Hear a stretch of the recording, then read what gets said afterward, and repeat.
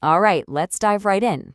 We're about to completely change the way you use PowerPoint, turning it from something that feels slow and clunky into a lightning-fast tool for your best ideas. And the secret? It's all about ditching the mouse. No, seriously, just take a second and actually think about it. All those minutes that turn into hours, just gone. All that time spent dragging your mouse across the screen, searching for that one tiny button in a sea of ribbons, clicking through menus, it adds up, and it adds up fast. That's the frustrating cycle, isn't it? You're hunting for the command, you're clicking the tab, you're searching for the icon. But what if you could just bypass all of that nonsense? What if you could just tell PowerPoint what to do directly from your keyboard? Well, you can, and that's the faster way we're going to master today. We call this the PowerPoint time trap. And that's exactly what it is. It's this deep-rooted habit of relying on the mouse for every single action, and it just grinds your workflow to a halt and shatters your focus. So today, we're breaking free. This slide says it all, doesn't it? I mean, look at this. On the left, you've got the mouse method. It's a whole 4-step journey just to make a word bold. On the right, you select your text, you hit Control+B, done. Instant. That is the kind of efficiency we're talking about.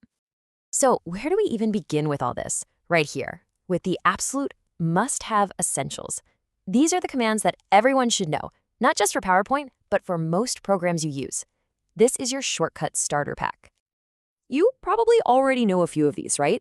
Control+S to save, Control+Z to undo. They're practically muscle memory. But let's add F12 to your toolkit. It is so useful. It instantly brings up the Save As dialog box. Then you have Control+N for a new presentation and Control+Y to redo an action. These 5 are the absolute non-negotiables. Okay, with the basics down, let's get into the really fun stuff, actually building your deck. This part is all about constructing the skeleton of your presentation and then moving through it at lightning speed.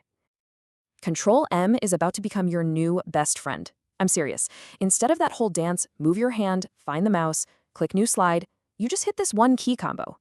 Need to quickly build out a 10-slide framework for an idea? Just tap Control-M 10 times. Bam, bam, bam. Your structure is built in like 5 seconds.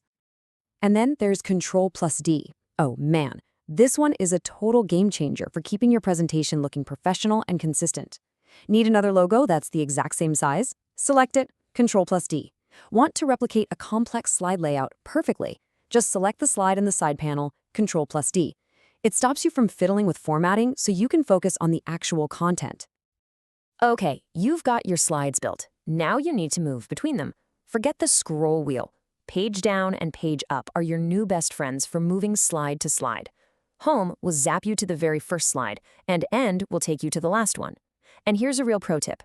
Use the Tab key to jump between every single object on a slide. It's perfect for making quick edits without ever grabbing the mouse. Now for the detail work. You've got the structure, so it's time to make it look sharp. This is the Pro's Polishing Toolkit, all about formatting your text and objects with maximum efficiency. We already saw this with the bold command, and it applies across the board for basic formatting. Highlighting text and then hitting Control+B, Control+I, or Control+U just needs to become second nature. It's infinitely faster than going on a treasure hunt for those tiny icons in the ribbon every single time. Text alignment is another one of those things that can really slow you down, but not anymore. And these are so easy to remember.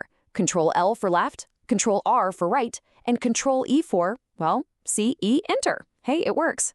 And Control-J for justify rounds out the set. You can now align any block of text in a split second.